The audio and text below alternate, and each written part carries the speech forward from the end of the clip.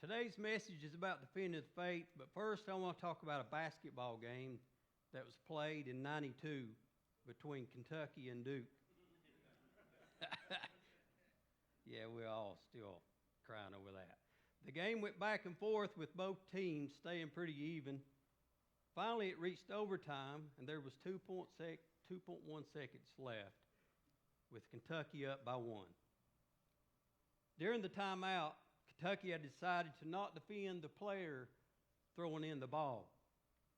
Unfortunately, the player throwing in the ball was a future NBA All-Star, and he's throwing the ball to another future NBA All-Star, and probably they had practiced this play many times. And I won't mention the player that he was throwing it to, by the way. He threw the ball 78 feet. They caught it and scored. Even though they were good at this, they had nobody defending that ball. So Kentucky lost right there by not defending. When Kentucky drew up the play, they were thinking they could win the game without defending the pass coming in, but unfortunately they were wrong. And I bring that up to say it's easy for us Christians to get the same idea about defending our faith. We might say, let somebody else do that. I don't know how. Sometimes we leave it to the pastors or the elders. But in Peter it tells us that it's for all Christians to defend your faith. And trust me, today, the way it is, the way it gets pounded, we need to all be defending the faith. I want to try to make 2 points today. Why defending the faith is important, and why adding apologetics to defending the faith is important. Apologetics is just a big word for defending the faith by using evidence. We have a lot of evidence out there to prove the resurrection, prove the Bible is true. The errors in the Bible are so minute, it's just misspelling the words. But a lot of times we don't dig in and learn this stuff so we can pass it on to other people. This evidence is the same as would be done in a criminal case in court. They would bring in the evidence and just prove that evidence. We need to do the same in our Christian walk sometimes. The sad reality is that many Christians have simply accepted that what they believe is true, and they have never really set out to ask questions like, why do I believe this, and is it really true? The second tragedy is that when they're confronted by people from the outside who challenge their faith, they become quickly insecure and uncomfortable and even feel defeated because they often are left without answers to defend what they believe. And that brings us to this question. Why do you believe Christianity is true? In other words, why are you a Christian?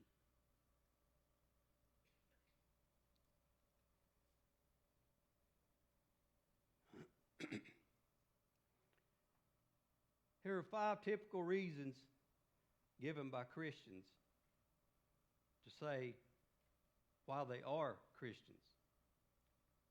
And I want to say I got this information from coldcasechristianity.com. This man was a cold case detective for, I think, 30 years. And he was a Mormon. He didn't believe in Christianity. He wasn't raised in Christianity. But he searched the evidence, and it proved to him that there had to be a Jesus Christ, and he had to be God.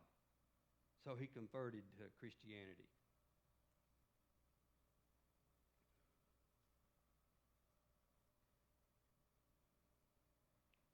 The first reason that Christians will give is raised in church. My parents or grandparents were Christians. Some atheists will use this against you and say, you're only a Christian because your family is. By the way, other religions use this same reason and they don't care if there isn't evidence for their religion or not. They just believe it's true. Number 2. Not 3, 2. The group of friends they hung out with were Christians. It's great, if you're raised up and you have Christians around you and they influence you, but not everybody has that.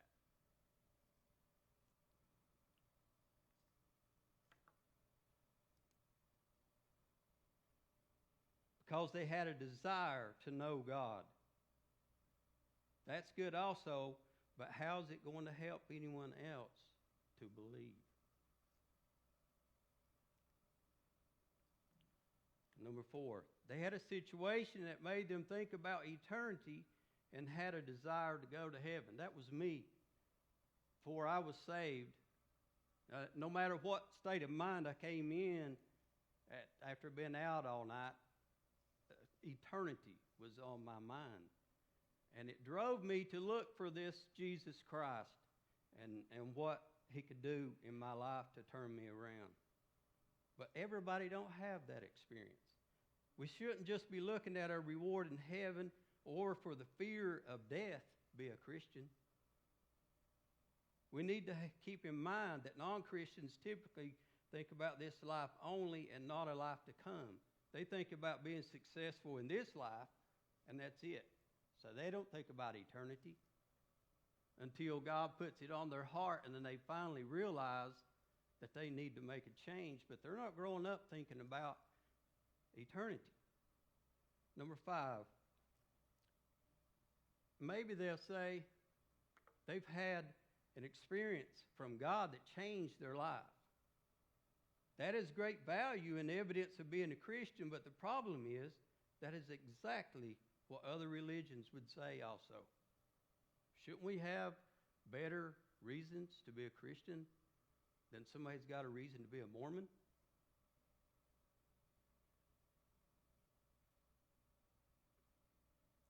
These are all good reasons, but really we need to take another step. No matter what got us in, we need now to defend the faith. We should be Christians because it's true. If we search the evidence and find that it's true, it'll give us a boldness to help others understand that same truth.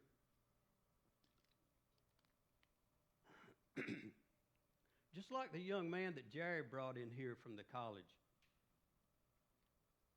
Jared said he came in and he asked, "What are you all doing here?" You see, this young man wasn't raised in church. He knew nothing about church. He didn't have a group of friends that were Christians. He didn't have anybody inviting him to youth group. He didn't have a desire to know God. He wasn't thinking about eternity and having a desire to go to heaven. He didn't have an experience from God that changed his life until that point, because Jared was a big witness to that boy. This is what I'm talking about. We believe. Now let's help others to believe.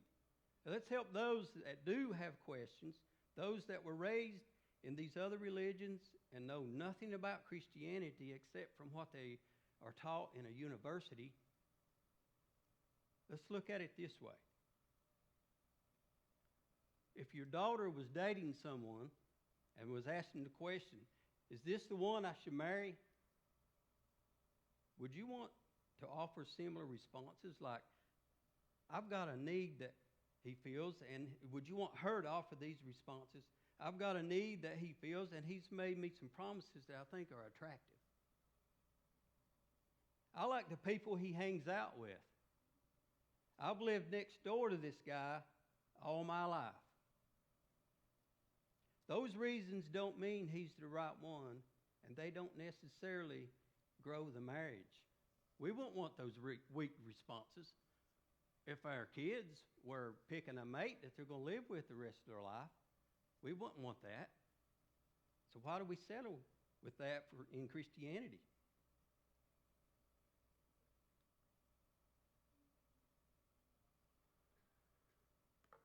Back in 2000, Barna Research reported a minority of born-again adults, 44%, and an even smaller proportion of born-again teenagers, 9%, are certain of the existence of absolute moral truth. So we got 44% of born-again adults that believe in an absolute truth. And we've got 9% of the teenagers that are born again that believe in absolute moral truth. Those teenagers in 2000, just something to think about, are now heads of corporate America, professors in the universities. Some are sitting in the courts of judges or sitting in the halls of Congress at the state and national level, and they don't believe in absolute moral truths. Don't we see that today? We can see why the country's in the mess it's in.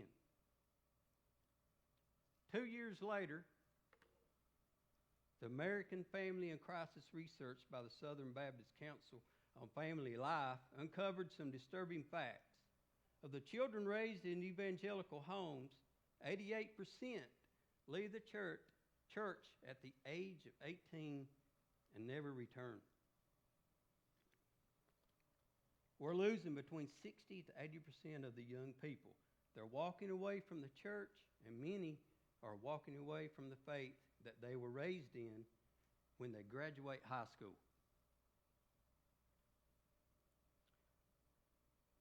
A survey was done to try to find out why so many were leaving the church. These were 20 to 29-year-olds that grew up in church but were no longer in church. One question that was asked was, when did you first start to have doubts about the truth of the Bible? 44% said in high school. 40% said in middle school. 4% said in grade school. They were getting questions that was causing them to doubt the Bible, and they weren't getting answers. They weren't getting answers at home, and they weren't getting answers at church.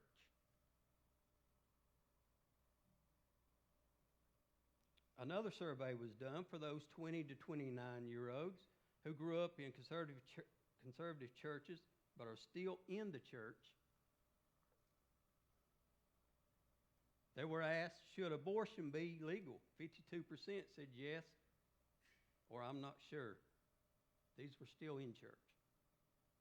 Is homosexual behavior sin? 44% said no, or I'm not sure. Does the Bible contain errors? 39% said yes, or I'm not sure.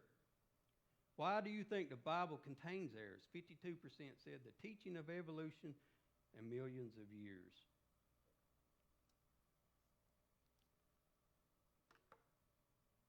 This whole message, I know, is not a hallelujah run the aisles message, but it's really a warning to us, those that has young kids, those that has grandchildren, or those that going to have grandchildren in the future. We need to be able to answer those questions. And the only way we're going to be able to do that is if we dig in and know the answers ourselves instead of sending them somewhere else to get that answer. 1 Peter 3:15 through 16. Instead, you must worship Christ as Lord of your life. And if someone asks about your hope as a believer, always be ready to explain. So Peter says, be able to explain, be able to give evidence, be able to tell them about Christianity, be able to answer those questions. But do this in a gentle and respectful way. Keep your conscience clear. Then if people speak against you, they will be ashamed when they see what a good life you live because you belong to Christ. Every Christian is called to give a reason for their hope in Christ. We are to also do it with gentleness and respect. See, there again, Peter didn't say to the pastors, to the elite Christians, to the elders, he said to you all of you. Jude 1:3, dear friends, I have been eagerly planning to write to you about the salvation we all share. But now I find that I must write about something else, urging you to defend the faith that God has entrusted once for all time to his holy people. Jude was writing to believers who were surrounded by false teaching. Jude urged them to be able to defend the original teaching handed down by the apostles. He deemed this more important than writing to them about salvation. So the false teaching around them was so bad at that time, instead of talking to them about their salvation that they already had, these were Christians, he wanted to warn them to defend their faith, be able to defend the faith. Sometimes we've got the want to and don't know how. And that's when it's on us to dig in and be able to answer these hard questions. Questions like, if your God is so good, why did he create evil? There's all kinds of these questions that these kids have and even adults have. We have answers for them, but these kids don't get their answers like they should as much as they ask. And I told the first service, if you've ever been in here on Wednesday nights when Chris and Billy have the kids in here, they ask them for some pretty tough questions, and I appreciate that. I thank God for those two that'll step out there and try to build these kids up, asking these tough questions that they're going to run into. It's going to happen. Titus 1:9. He must have a strong belief in the trustworthy message he was taught. This is talking about the qualifications for a pastor. Then he will be able to encourage others with wholesome teaching and show those who oppose it where they are wrong. Paul's given a checklist of qualifications for pastors. Pastors should not only be able to teach sound doctrine, but also be able to refute those who oppose it.